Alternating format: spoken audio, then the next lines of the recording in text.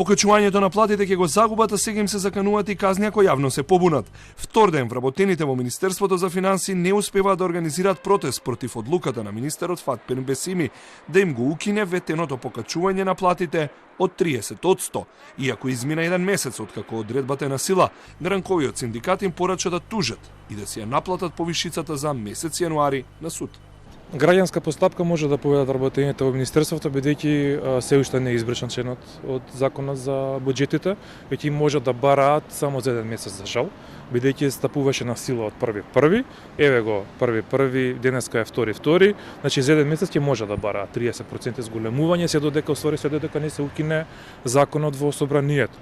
На Бесими пак упус му порача си даде оставка. Причините се неговото несериозно однесување. Прво им вети на вработените, синоќа сам пред министрите колеги побарал да се поништи покачувањето од 30% на платите. Синдикатот сега спас за вработените гледа кај партениците во собранието. Јас сега ќе упатам апел до сите партенички групи да не ја почитуваат одлуката на влада и да не ги гласаат измените на закон што треба да дојдат во собрание. Дали е тоа позиција, дали е опозиција, мене навистина не ме интересира.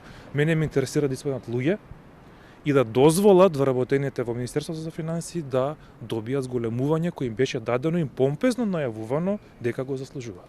Вработените со денови него кријат незадоволството од потегот на Бесими, но не делуваат од страв за своите работни места и позиции. Ги збунува одлуката како Бесими може да суспендира законско право и додава дека токму министерот на дел од вработените и досега им давал додатоци на плата со образложение за специфичност на работни места. А прашање стаса и од Сојузот на синдикати на Македонија. Дали Фатмир Бесими треба да раководи со Министерството за финансии, особено ако пред 2 дена на јавен настан на владата го бранеше зголемувањето на платите, за да го задржи кадарот во Министерството, па со вчерашните случувања веројатно истиот тој кадар не му е потребен, што произлегува дека брка од работа повеќе од 650 вработени во Министерството за финансии и на своја рака прави упад во правниот поредок на државата и применување на законите. Одговорот Бесими кон вработените и синдикатите засега нема.